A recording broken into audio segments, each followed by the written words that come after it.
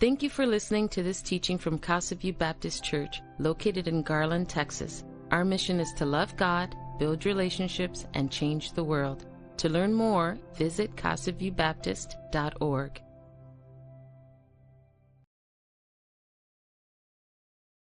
And in 1957, 4 years after the structure was discerned, Francis Crick put forward, I think, what was one of the most important hypotheses in the history of science. It's called the sequence hypothesis. And what Crick proposed was that these four chemicals that chemists represent with the letters A, T, G, and C are actually functioning like alphabetic letters in a written text or like zeros and ones in a section of computer code. That is to say, it's not their chemical shape or structure that matters. What matters is the arrangement of those chemicals such that they are able to convey instructions for building all the important proteins and protein machines that keep cells alive. So what you have on the DNA molecule is literally digital code that provides instructions for building the crucial parts of cells that allow all life to exist. When you go down that spine, how much information is there? Well, in the human genome, there's about 3 billion nucleotides. And even in a single one-celled organism, there is enough information to build a minimally complex one-celled organism requires about 400 or 500 proteins. And that's going to compute to several hundred thousand what are called base pairs or individual nucleotide letters in that genetic message. That all have to be arranged precisely. They have to be arranged precisely so that the instruction set will direct the construction of these proteins, these various kinds of proteins that are needed to keep cells alive. And proteins are essentially the toolbox of the cell. That some of them process information, some of them build structural parts, little miniature machines. We're discovering inside cells there are literally little tiny machines. There's a form of nanotechnology, sliding clamps and rotary engines and robotic walking proteins. And then some proteins catalyze reactions. These are the enzymes that we hear about. So proteins do all the jobs that keep cells alive and animals alive, but they can only be built if the instruction set is right, and that instruction set is stored on DNA. Even Bill Gates, when he looked at this, what did he say? Well, Bill Gates has said that DNA is like a software program, only much more complex than any we've ever been able to create. And many biologists have made similar observations. Famed biotech pioneer Leroy Hood has said very, very directly that DNA contains digital code. Did you get all that? My word. I wouldn't know a nucleotide if it came up and slapped me. But relax. I'm going to try and break that down for you in a simpler, easier way that I can understand. But first, I want to introduce you to myself. My name is Rick Floyd. My bride is here, Rebecca. We've been married 34 years. Man, that 34 years, that's amazing, baby. Well, I want to read you Psalms 139, 13 through 16. For you formed my inner parts, you wove me in my mother's womb. I will give thanks to you, for I am fearfully and wonderfully made. Wonderful are your works, and my soul knows it very well.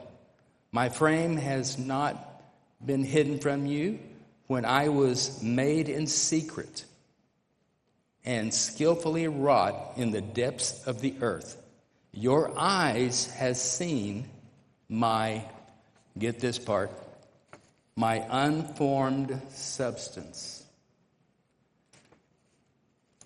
And that just leaped out to me when I read it. Your eyes have seen my unformed substance, and in your book were written all my days that were ordained for me, when as yet there was not one of them. New American Standard, if you wonder. I was saved when I was 5 years old. My folks moved us to Cleburne, Texas, and then moved us into Fort Worth in the summer of 1960. And I was kid number 3. And they didn't know what to do with me, so they took me to Vacation Bible School. And for 4 days, I rained terror on 4 wonderful ladies. I found out when I was 5 years old that I was a sinner in need of grace. Ladies and gentlemen, I ran with scissors. I'm the kid who cut off the heads of the disciples. You know, the felt ones they put on the teaching. They would pass me between these 4 ladies, and they didn't know what to do with me.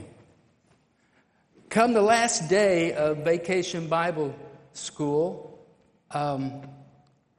anyone who had made a decision for Christ was invited to the platform. They all lined us up, starting from the oldest down here down to me down here at the last spot. There was about 20, 25 of us, and everybody had a neat little testimony. All right.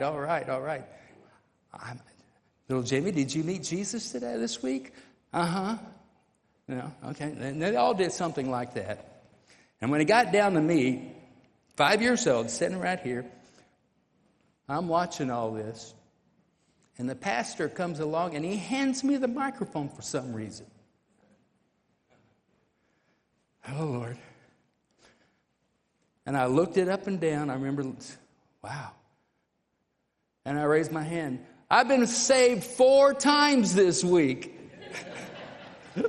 And it was a Baptist church. I don't know. I know something about about that theology, but we'll just leave that alone.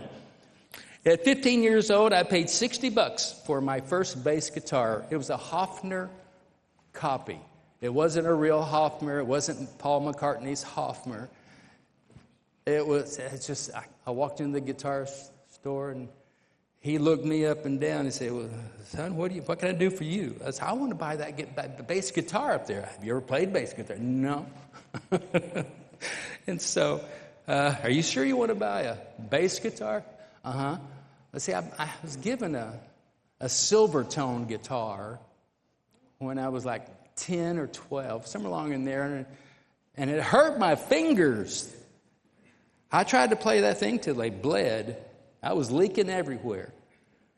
And finally, I just gave up on that and saw this beautiful, probably China-made bass guitar. And I had $60 because I'd been working real hard for my folks. Don't ever work for your folks. Okay? They'll only pay you about $2.50 an hour. But I saved up enough where I could buy that bass, so I bought it. And it was so wonderful, so smooth. A lot of basses have these cables they put on, and they're real hard to play. But this bass, I got tired of that, and I put on some flat wound. It looked like tape around each of these strings, and I could fly all over those, and it felt so good. And I got pretty good. So I started playing that, and I played it for my church. I played it in a rock band. I was still in 8th grade, and this rock band wanted me to play for them, and they were playing a school auditorium talent show, and they snuck me in. I wasn't in high school.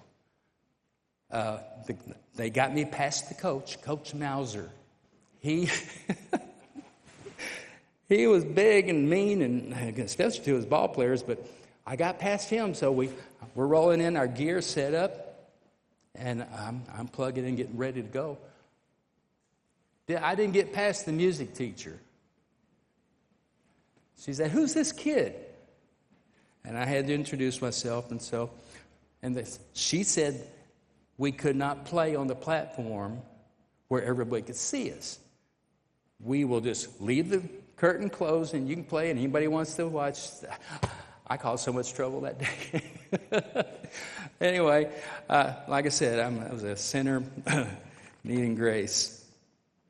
After high school in 1972, I graduated in 1972, I learned how to play, or how to process film and take pictures, and I was, in senior year, I was the only photographer, and they put my name under every picture in the little newspaper we had. So I'm infamous, okay? And March 5th, 1990, now some of this is something you may not know about me, some of you do, okay? I was hired by the Sheriff's Department, Tarrant County Sheriff's Department in 1990. That was March 5th. And I worked for them for 34 years. 3 months of testing, passing the psychological exam. But they hired me on March 5th, and I came on in, and they put me to work as a cop. And I've looked at Christianity through the eyes of an investigator ever since. Now, Rebecca and I met when she came into my folks' furniture shop, and she was going to stay with my mom for a while and work at the shop. She came in, and I looked, and I'm putting on a piece of fabric onto a sofa, and I shot myself with a staple. Love hurts. But I fell in love at that very moment.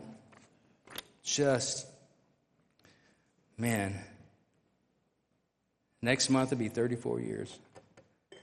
We have 2 young adult children, Jonathan and Michaela, the lights of my life. We have 1 dog. You got a picture of that dog? Ladies, you have a dog, right? That dog loves my wife more than I do, I think. Here's a test, ladies. Put your husband in the trunk with your dog. Slam the trunk, go shopping at Costco or Kohl's up the street. Come back home, open that trunk. Who's going to be happy to see you most? That pup. Oh, and that reminds me. I'm supposed to sing. I wrote a song about a pup when I was a kid, 10 to 12.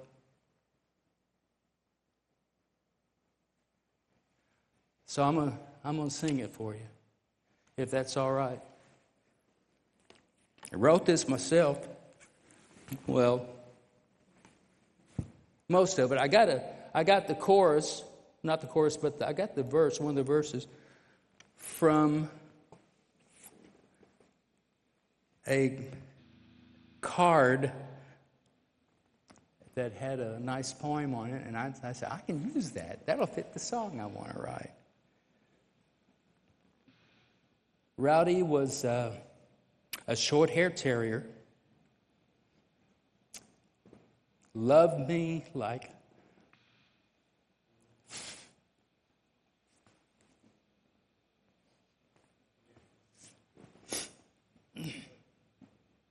put me through some hard times in my life. See that? And he loved me so much.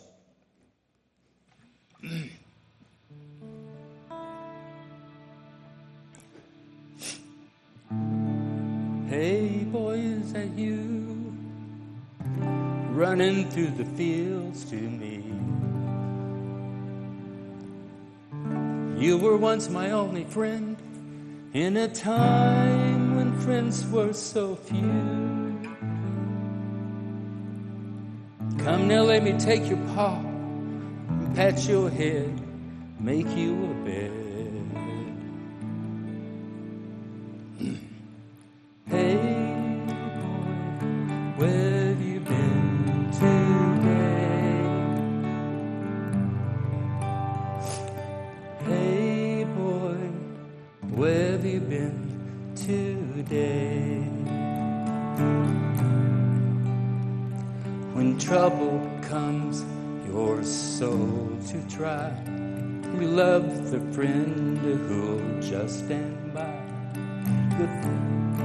The thing is strictly up to you, for there are troubles all your own, and past the soul you must tread alone. Just to know you have a friend who will stick with you until the end.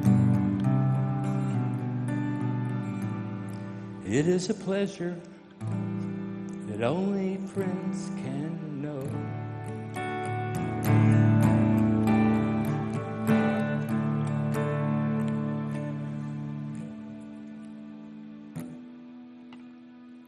That's about rowdy.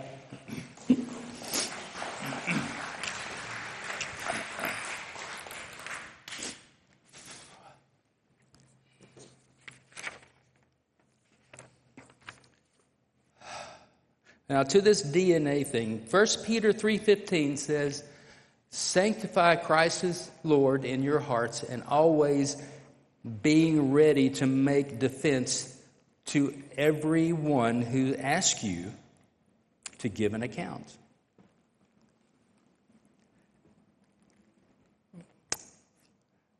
For the hope that is in you, yet with gentleness and reverence. You are the light of the world. This is Matthew 5:14 through 16. You are the light of the world. A city set on a hill cannot be hidden. Nor does anyone light a lamp, put it under a basket, but put it on a lampstand, and it gives light to all who are in the house. Let your light shine before men in such a way that they may see your good works and glorify your Father who is in heaven. If you have Jesus in your heart, the world's going to know it. They're going to see something in you that they want. Why are you so happy? Why do you smile all the time? I hadn't heard you cuss yet. Well, they haven't seen me drive my car down I-30 or something. But you're gonna stand out like a sore thumb, really. That because you're a light to the world. My favorite way to witness is when somebody asks me, "Why are you a Christian?" You ever had somebody say that to you? Why are you a Christian?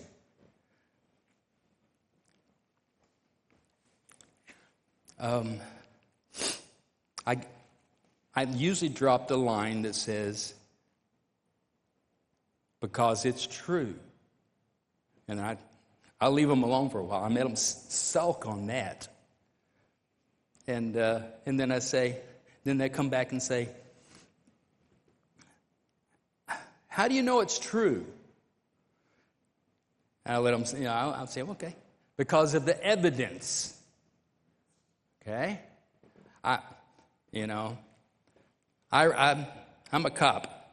I have been for a long time. I rode the train to work a lot because I didn't want to drive it. I've seen how some folks drive in this town.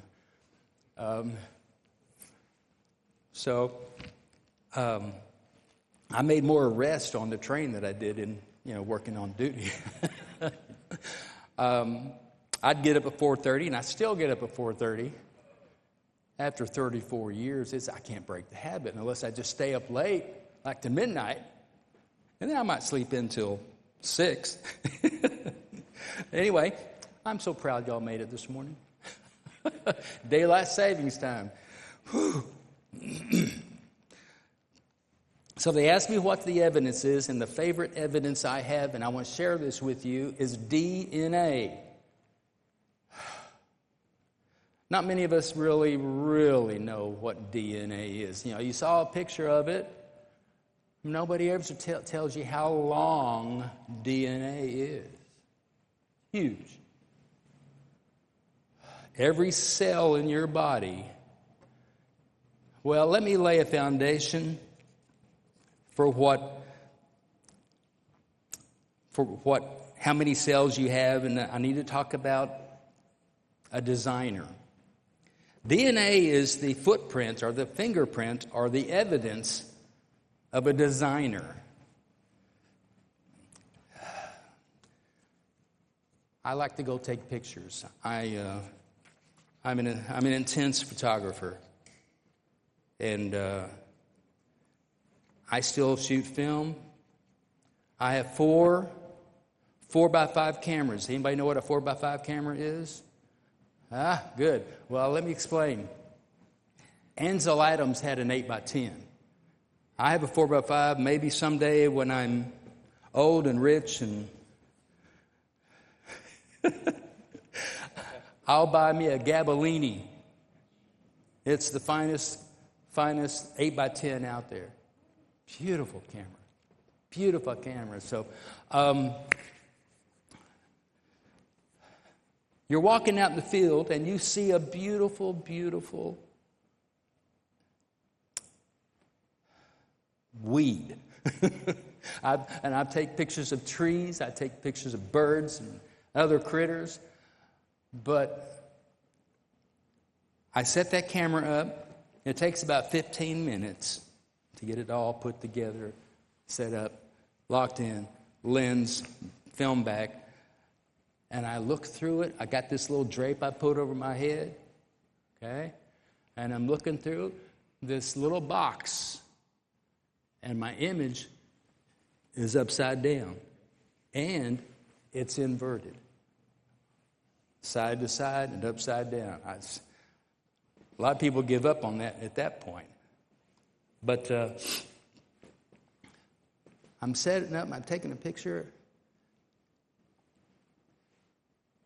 fire the shot.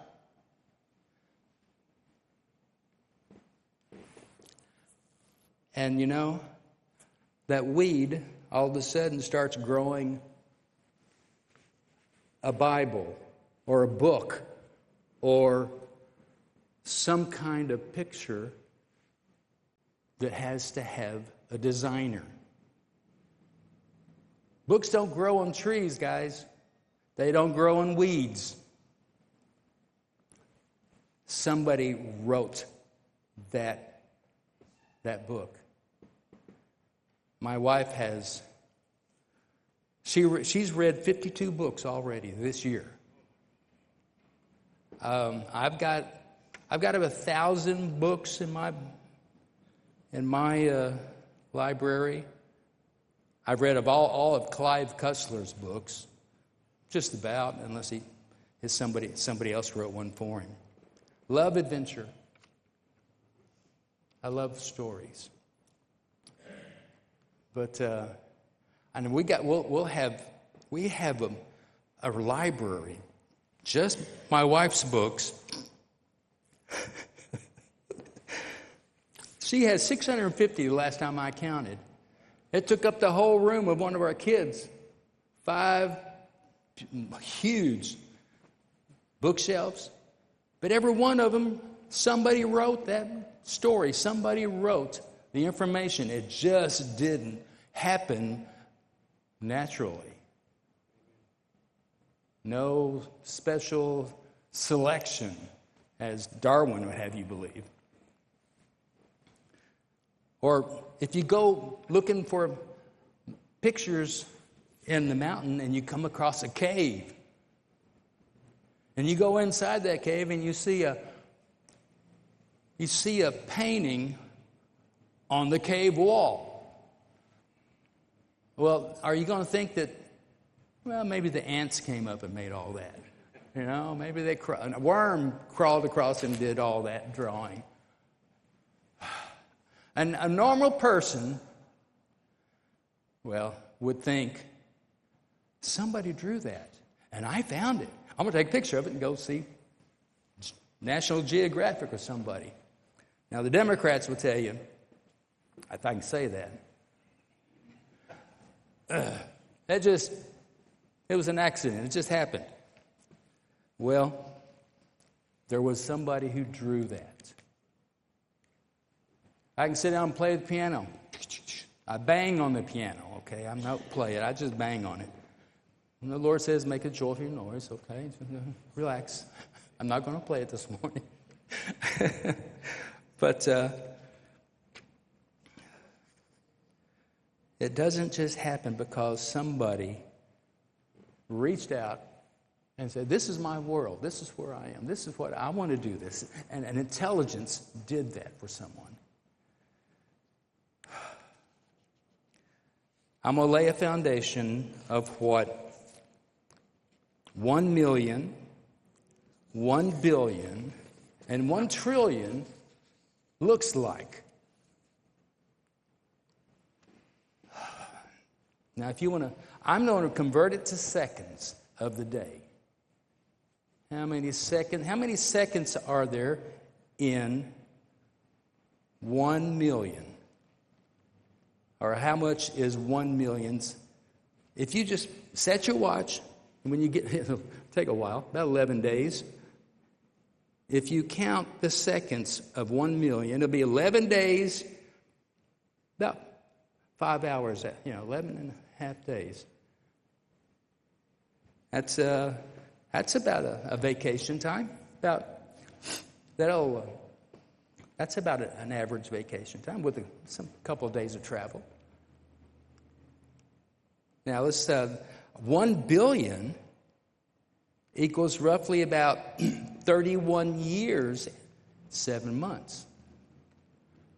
If that's just a billion, okay?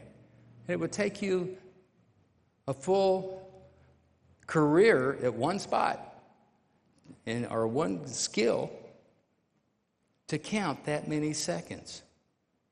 Ladies and gentlemen, 1 trillion seconds stretches to about 31.7 years. No. 31,709 years.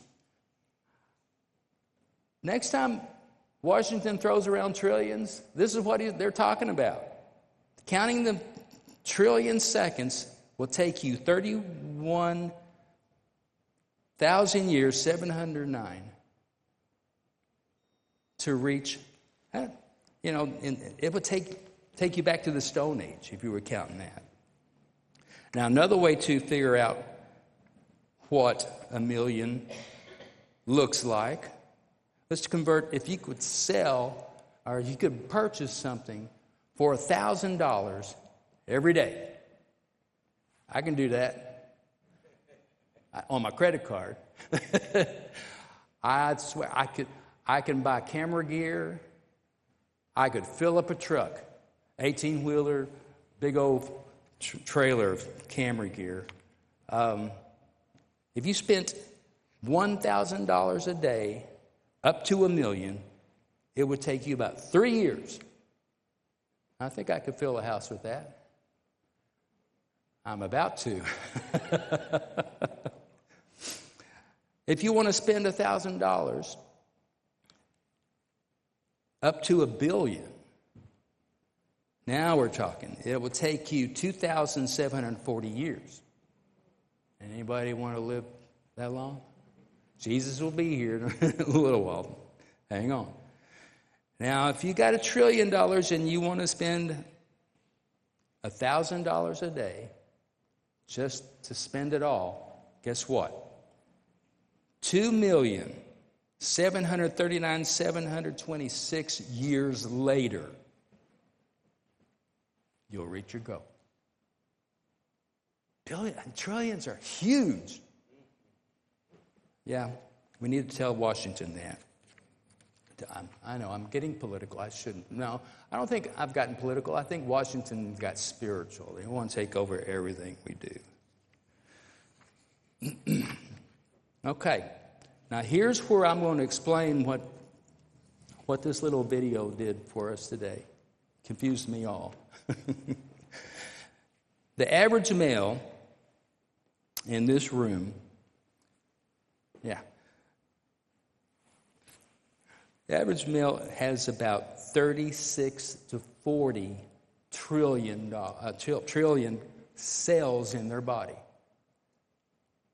Now, that's based on the body weight of 154 pounds. Is there anybody in here? 154 pounds, you feel good about yourself? If you weigh more, add a pound. To add a pound, it would be about 1.4 billion. That's how many cells fat cells have, okay? So just do the math in your head, you'll know where you stand. Adult females, because on the average female body, they're smaller.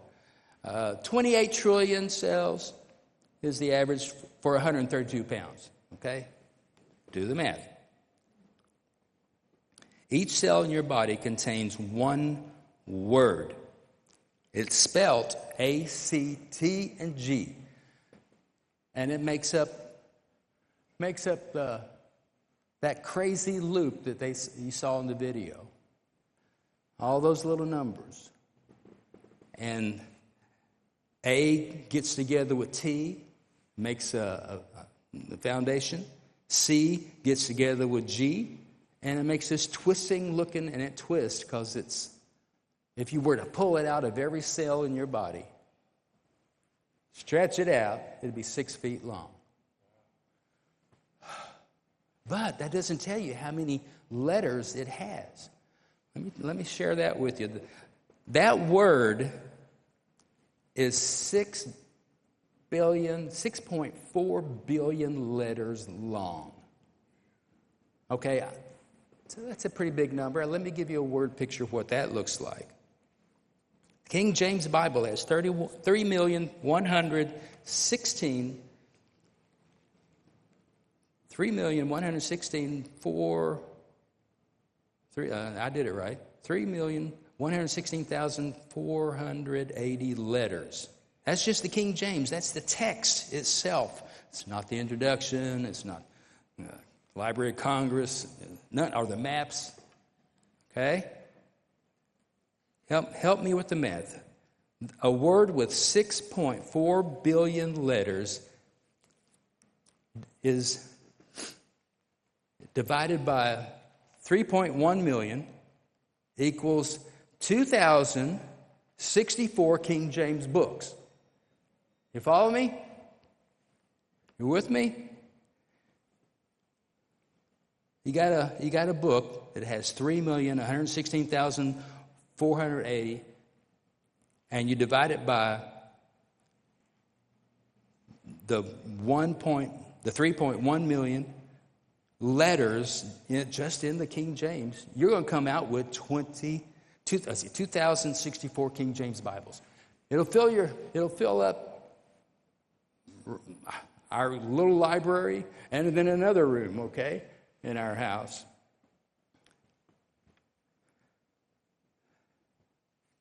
So it's huge. Everything in DNA fascinated me from 1990 because that was the first year they solved a murder just using DNA, because they had this guy in a data bank and they matched him and it all fit. Bill Gates, I think they quoted him earlier. He said, human DNA is like a computer program, but far, far more advanced than any software we've ever made. And I got really interested in DNA. I love the information. I love that it catches the bad guys. And I looked at the resurrection of Christ as a cop would, looking for the evidence, looking for the witnesses that saw him after he died on the cross. I looked at how many people saw him rise up into the sky and said, "I'll be back. Go and reach the world for my name's sake."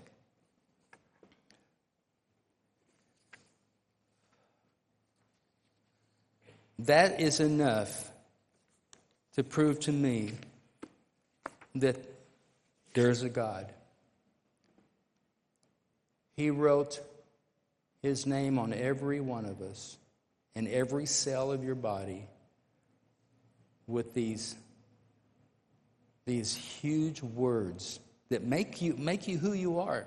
He designed it. You got computer programs that are binary. You got 2 letters. You got numbers. You got the zeros and ones, and about 6 or 7 numbers make up the letter A.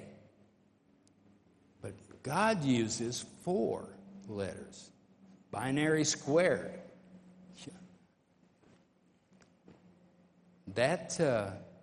That screams to me, designer.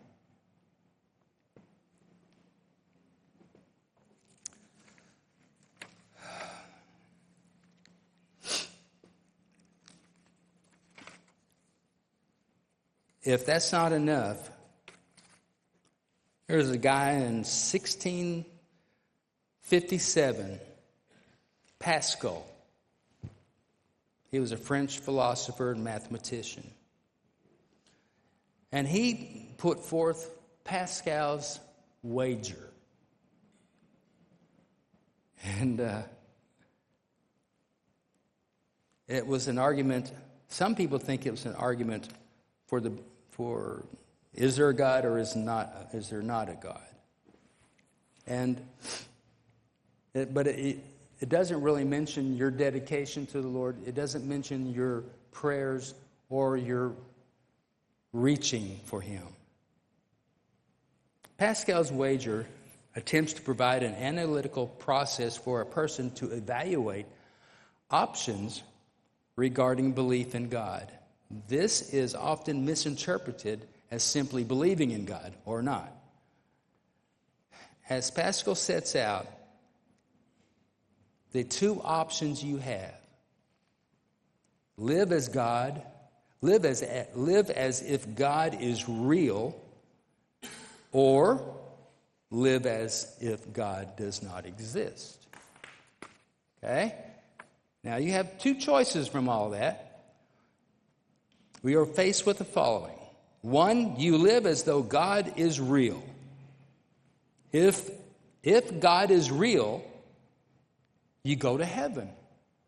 Of course, you have to study your word. You have to surrender your will and your life to the Lord.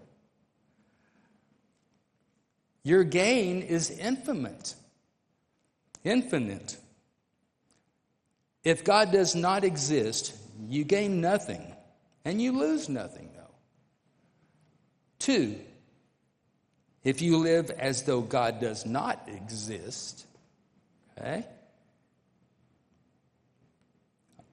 Answer to that: if God exists, you go to hell. Your loss is infinite.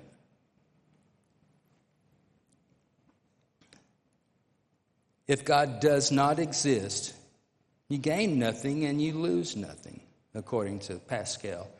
Belief is a wise wager. Granted, that faith cannot be proved. What harm will it come to you if you gamble on its truth and it proves false? If you gain it all. If you lose nothing. Wager then, without hesitation, that he exists. Anybody remember Bill McCartney? He was a coach for Colorado back in the early 90s. He took Colorado University to 3 state champions, national champions. And he's a neat guy. He started, what was that, Believers? Yeah, Promise Keepers. Awesome man. You know what he said one time? Caught my attention.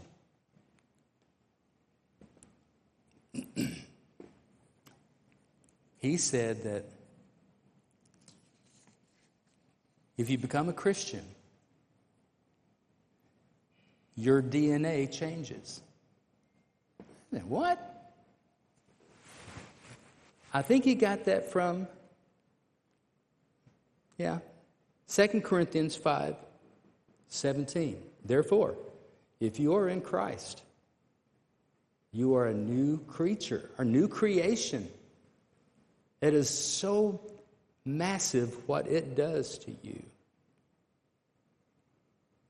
I think he was on something there.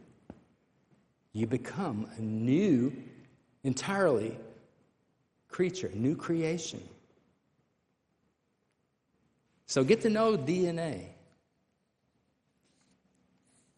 I hope that explains what those folks were talking about on that video. It was a little bit over my head.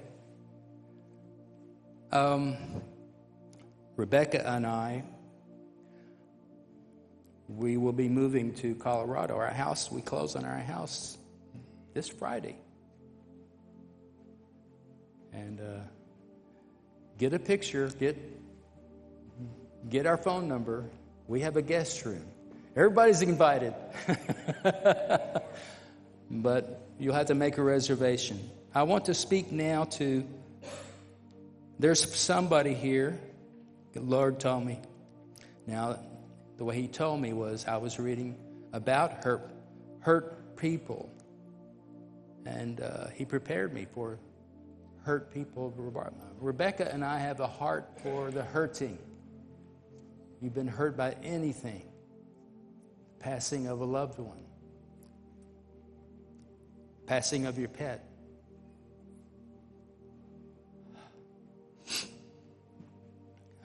It's true. Is it true that God will greatly use a person who has been deeply hurt? Many Christians believe that it is often true, but it's not a mechanical rule.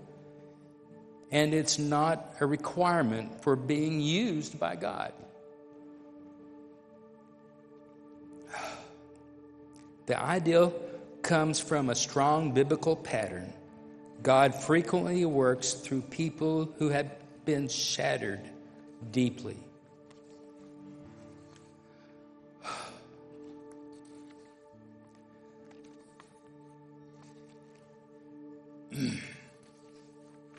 Those patterns are, Joseph, his brothers sold him into slavery when he thought he was Dad's favorite kid. But God used that, took him through slavery into a horrible prison until he became the boss of the prison. And then he rescued not only Egypt, but the nations all around them. God used that man to rescue and feed the nations around him. King David, man, even though he had some weird stuff happen in his life, made a lot of mistakes, God made him Israel's greatest king.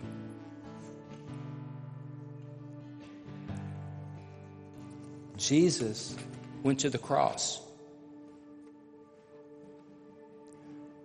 to take our punishment, to take our sins, and pay the price for our salvation. Listen, if you're worried about making the rapture, I want to settle this for a lot of people. If you're saved and you know you're saved, you're going to make the rapture.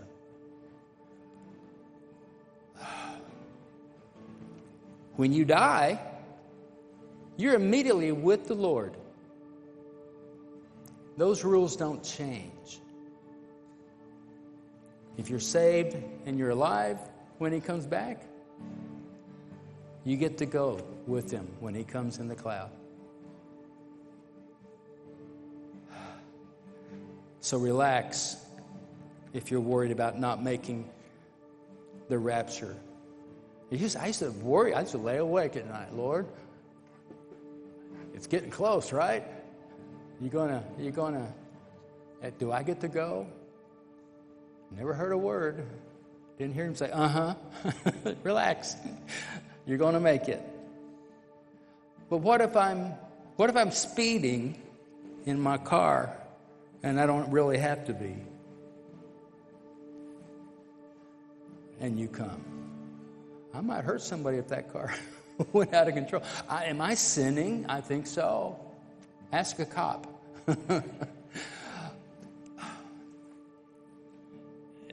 If I'm driving the speed limit and some guy on this side and another guy on this other side fly by me, and I can't get over it anymore, are the words that come out of my mouth at these folks going to keep me from the rapture? No. But if you're here today and you've been deeply hurt, or if you're just going through something, my bride and I and our mentors, pastors Scott Taylor and his wife, lovely wife, Sandy Taylor, they're going to be back here at the back. If you're going through something in your life and you just feel hurt,